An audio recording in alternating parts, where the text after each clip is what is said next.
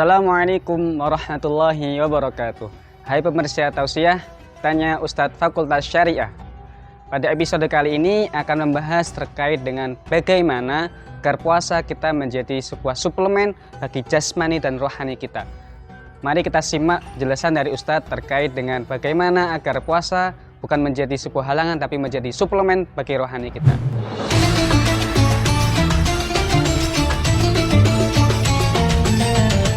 Bismillahirrahmanirrahim. Assalamualaikum warahmatullahi wabarakatuh.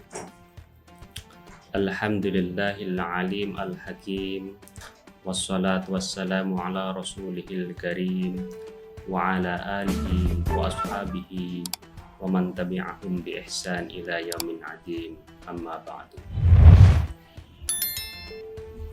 Para pemirsa Tausiah di podcast Fasya atau Fakultas Syariah UIN Raden Mas Said Surakarta.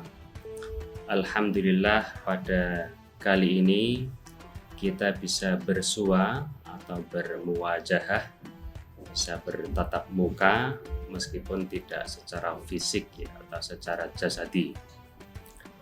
Kali ini kita bisa bersua secara virtual atau di dunia maya. Sebetulnya kecanggihan teknologi ini yang memungkinkan kita bisa bersua secara virtual atau di dunia maya itu juga sebuah pelajaran bagi eksistensi diri kita ya, bahwa diri kita itu tidak semata-mata yang bersifat fisik, bersifat badani, bersifat jasadi semata, tetapi ada juga sisi ruhiyah, ada sisi yang tak tampak ya. Kalau Gusti Allah itu memiliki sifat atau al-asma al-zahir al-batin yang manifest dan yang laten, maka manusia itu juga memiliki sifat yang lahir, badan kita seperti ini, jasad kita seperti ini, dengan seperangkat alat biologis kita. Selain itu kita juga memiliki sisi ruhaniyah atau sisi spiritualitas ya. Sayangnya, kalau memakai ungkapan Sayyid Hussein Nasr, the plight of modern man, nestapa kaum modern itu terkadang kita terlalu fokus kepada hal-hal yang bersifat fisik ya, hal-hal yang bersifat outer ya, atau jasadi semata ya, tetapi kurang memperhatikan sisi ruhaniyah kita atau sisi spiritualitas kita. Makanya ajaran Islam memberikan salah satu upaya agar kita tidak bersifat loop-sided, berat sebelah, terlalu fokus kepada hal-hal yang bersifat material, hal-hal yang bersifat jasadi itu dengan cara mengajarkan puasa ya, agar kita juga menghayati atau at-tahakkuk dalam tradisi tasawuf, merealisasikan apa yang kita ungkapkan ya dalam kehidupan sehari-hari, la haula wala quwata illa billahil aliyyil azim ya. Kita mungkin sudah sering ini ya mengatakan itu, bahwa tiada daya dan tiada upaya tanpa kekuatan dari Allah Subhanahu wa taala ya.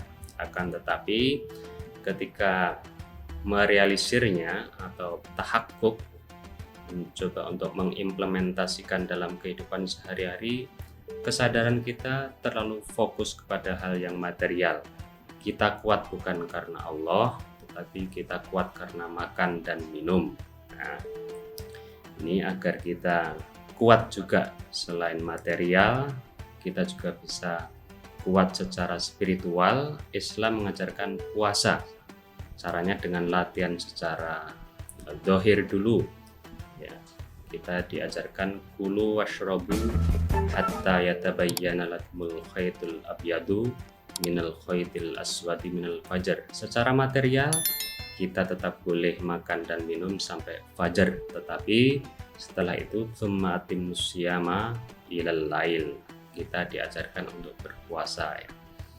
Dengan puasa ini sebetulnya kita menggali kembali apa yang kalau di dalam tradisi tasawuf misalnya diungkapkan oleh Syekh Abdul Qadir Al-Jilani, di dalam kitab Sirrul Asrar wa Madharul Anwar, atau ada yang membacanya secara fa'il, wa Mudhir al-Anwar, di bab ke-7 Al-Faslus Sabi' di Bayanil Adhkar, bahwa sebetulnya di dalam diri kita itu ada yang namanya tifal al-ma'ani ya. Jadi ada hal-hal di dalam ruh kita, yang memanggil kita untuk merealisasikan la haula wala quwata illa billahil aliyyil azim, agar kita ingat bahwa kekuatan kita, sumber utama kita itu adalah yang laten, yang tidak tampak secara fisik, yaitu Allah Subhanahu wa ta'ala ya. Abdul Qadir Al-Jailani, beliau mengatakan bahwa tifal al-ma'ani ini, atau anak kandung ruh atau subtil yang paling dalam di dalam ruh kita, itu sudah memanggil-manggil kita untuk merealisasikan kekuatan batiniah kita. Beliau mengatakan bahwa tifal al-ma'ani itu adalah latifah da'iyah bihadihil atwar ilallahi tabaraka wa ta'ala. Ada sisi-sisi batin kita, kalau memakai ungkapan lagu itu, ada sisi ruang batin kita yang memanggil-manggil kita untuk menyadari bahwa ada inner strength ya. Ada kekuatan batin yang perlu kita realisasikan agar kita tidak terlalu bertumpu kepada hal-hal yang bersifat fisik atau material. Jadi itu yang salah satu hikmat, karena kita di negara Pancasila ini kan juga diminta untuk mencari hikmat ya.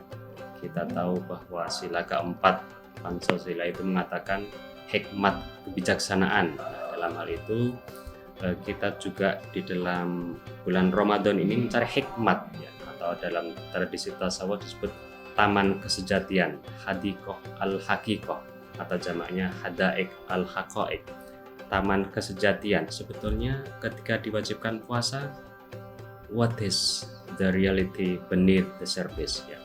Sebetulnya realitas hakiki apa yang diinginkan oleh puasa itu sendiri. Jadi intinya dengan puasa itu kita mencoba untuk mengurangi bergantung atau fokus kepada hal-hal yang bersifat material dan mulai menggali lebih dalam lagi kepada hal-hal yang bersifat spiritual, sehingga pada akhirnya kita sampai kepada ungkapan yang sering kita katakan tadi, la haula wala quwata illa billahil aliyyil azim ya. Nanti pada level tertinggi, ketika kita sudah sampai kepada puasa yang di dalam tradisi tasawuf, puasa yang hakiki, itu semakin dalam kita menghayati puasa, kekuatan batiniah atau ruhaniah kita juga semakin tinggi atau semakin kuat ya.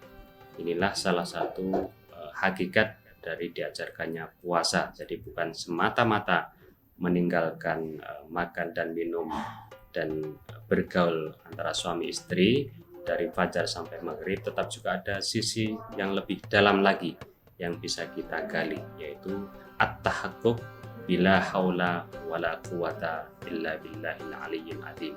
Kita menyadari sebetulnya manusia itu lemah, manusia itu kecil, manusia itu rapuh tanpa ada kekuatan di dalamnya, yaitu kekuatan yang bersumber kepada Allah Subhanahu wa ta'ala, yang sebetulnya dia itu di dalam ayat yang diselipkan di antara ayat-ayat puasa adalah wa idza sa'alaka ibadi anni fa inni qarib. Sebetulnya Tuhan itu dekat dengan kita, akan tetapi karena kita terlalu fokus kepada hal-hal yang material, akhirnya Tuhan yang sebetulnya dekat. Bahkan di ayat lain disebutkan aqrab, lebih dekat lagi. Karena kita tidak menyadarinya, akhirnya kelihatan Tuhan itu jauh sekali ya. Itu karena kita tidak menyadari bahwa ada sisi batin kita yang selalu memanggil ya, untuk semakin dekat atau at-taqarrub ilallahi ta'ala. Mudah-mudahan dengan puasa Ramadan ini, kali ini, di tahun ini, kita bisa semakin menyadari sisi batin kita inner beauty kita, inner strength kita, kekuatan batin kita agar semakin dekat kepada Allah Subhanahu wa Ta'ala, sehingga ketika kita pada akhirnya liqa'u rabbi, bertemu dengan sang sumber diri kita akan merasa bahagia. Ya ayyatuhan nafsul mutmainnah irji'i ila rabbiki radiyatan mardiyah. Kita rodi dan juga mardi, kita sebagai subjek dan juga sebagai objek, ridho dan diridhoi. Demikian yang bisa saya ungkapkan. Akhirul kalam, wassalamualaikum warahmatullahi wabarakatuh.